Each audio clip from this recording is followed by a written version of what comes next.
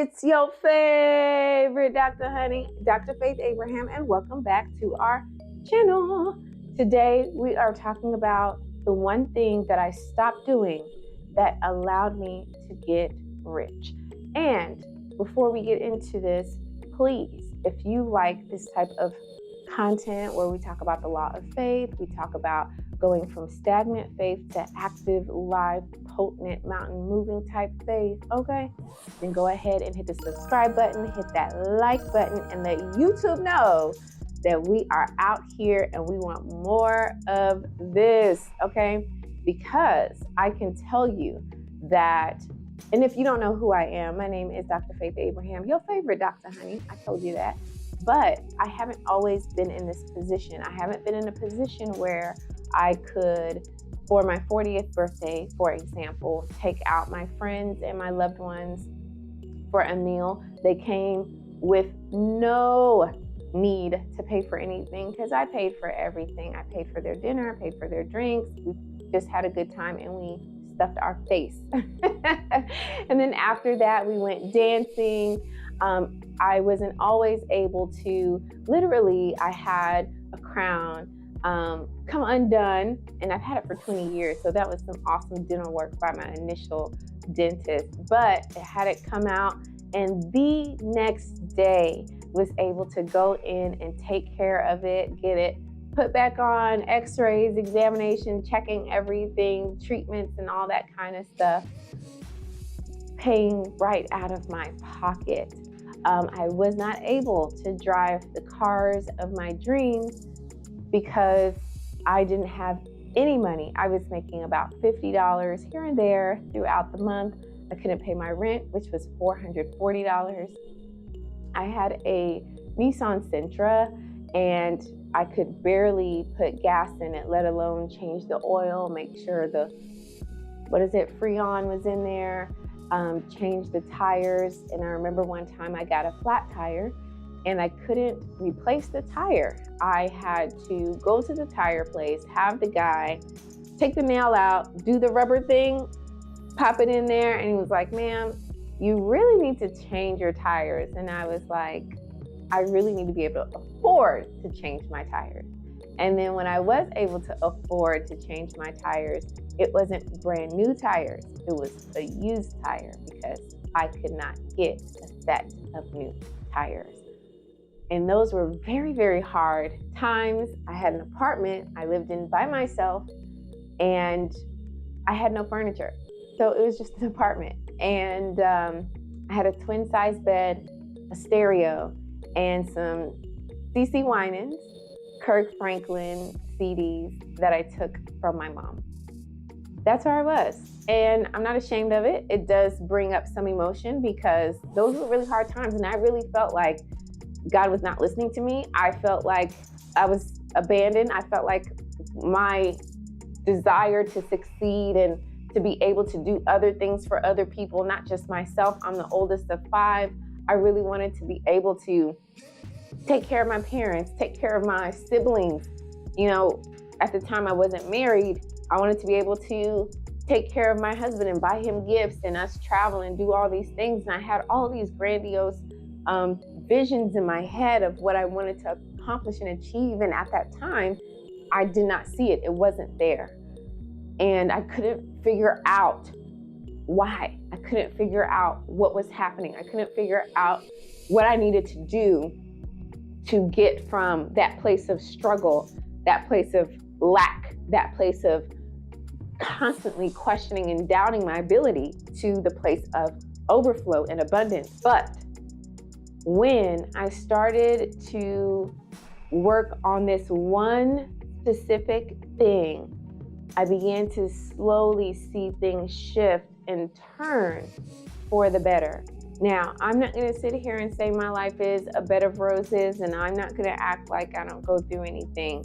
I still go through things. I'm still a human. I'm still having an earthly experience. And, you know, honestly, I want more. There's more things that I want to do, and there's more things that I have that I want to accomplish and to achieve. However, am I still there? That young lady working so hard trying to achieve. No. I am now in this place of abundance and overflow. And I know that it's going to be even more and even greater as I continue on, because I stopped doing this thing. And this thing is something that a lot of people deal with, and it plagues them for so long, and they never realized it enough for them to stop doing it, because it requires a lot of self-awareness. And a lot of people run away from self-awareness because we don't want to really get a insight or have a perspective into how other people experience us. We just want to go through life and it is what it is. If you like me, you like me. If you don't, you don't. You know, this is how my life is. This is how my grandma, this is how this one, this, and it's just what it is. We can say that all we want to, and that will be true. Because whatever a man thinks in his heart, so he is. The scripture says, let the weak say, I am strong. Let the poor say, I am rich. So one of the things that we have to realize is that whatever we say is what is going to be. And even deeper than that is the thoughts that we have about ourselves, about our circumstances, about our situation. All of those things can literally keep us behind on life, behind on our purpose, not fulfilled, unable to do anything for other people. I tell people all the time, listen, I'm glad I'm in a position, in a place where I'm okay. I'm doing pretty good, because now I see my prayer life is different. What I'm asking God for, what I'm believing God for, what I want God to do, it's not all about me.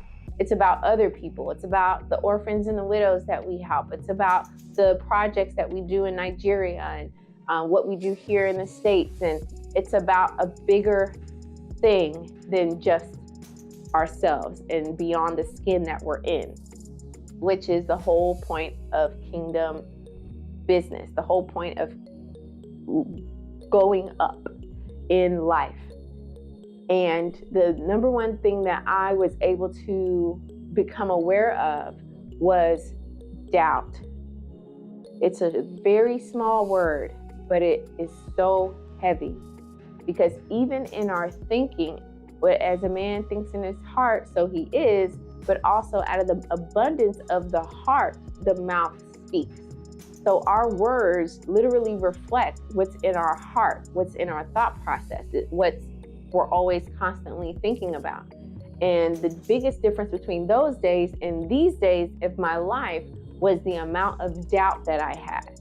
I doubted that good things could happen for me. I doubted that the dreams that I had could even come to pass. Even small things, there was always doubt. If I wanted to make certain decisions, I'd have to check in with someone or just say, hey, what do you think about this? And it would be innocent, but behind that, the emotion, the thought process behind that was, let me get confirmation or let me get yes from someone else. And then I would feel more comfortable to make a decision or do what it is I wanted to do. And God never called us to that. If he had something that he wanted me to do, then I needed to do it, have no doubt. Remember what the scripture says, that if you believe in your heart and you do not doubt, whatever you believe, you shall have it. If you tell this mountain, be ye removed and cast into the sea, it will be removed and cast into the sea. Is it an actual mountain? Maybe not. A figurative one? Absolutely. If there's an obstacle, if there's distraction, if there's lack of focus, if there's people that are in your way, you speak that thing that it be removed, you don't doubt in your heart, you shall have whatsoever you say. The mountain in my life was lack, was doubting myself, was feeling like, am I worthy of this thing that I'm believing for and that I want for myself? And so when I started to recognize that I was doubting, I had to start speaking that thing that be not as though it were, and do not doubt, so that that mountain could be removed. That mountain of lack, that mountain of not having, that mountain of things not going right, that mountain of delay, that thing could go. Why? Because I believed in my heart and I did not doubt. And here's the biggest thing with doubt. Doubt can come in many forms, but there's several ways that you can beat it and combat it, so that way it doesn't interfere with what is for you, with your acceleration, with your promotion, with your abundance, with your increase, with your elevation. One way you can do that is when it comes to you and you feel doubtful about something, you start speaking, you start saying the opposite. You start declaring that whatever it is that you want and you're believing for has already happened. Say it in like it's already done, right? Because you shall have whatsoever you say. So you start saying it like it's already done, and that doubt has no choice but to reduce its power over you. And then your faith and your belief increases, because it can be like this and your faith is here, the doubt is here. Until you start speaking, that doubt is right on top. But when you start speaking, it literally moves the scale for you. Another thing when it comes to doubt is recognizing and that you are worthy. You are enough.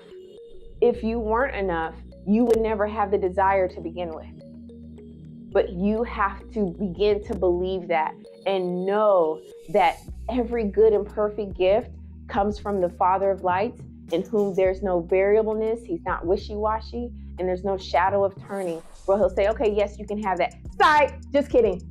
God doesn't do that. We do that. People do that. But God doesn't do that, okay? So those are two big, powerful ways that you can remove doubt. And the third way that is super duper powerful is just saying, God, I believe, but help my unbelief. In you saying that, it allows for that doubt to not have as much weight, because now you're putting your faith not necessarily in that thing happening, but more so in God, who's going to make it happen for you. Listen, I hope this video blessed you, and I really pray that you stop doubting. Don't let the news, don't let social media, don't let negative, nasty people deter you from what's in your spirit to achieve and accomplish. Let it come forth, let your doubt die, and your faith arise. And I have another video loaded up just for you, so that you can continue on and convince yourself, even deep down in what we say, Yoshanana, that you are meant to be rich. It's not just for them. It's not for everybody else but you. It's for you. How do I know? Because even in the beginning, the Garden of Eden, everything that we needed was given. That is still the objective of God towards you today. All right, I'm going to see you in the next video.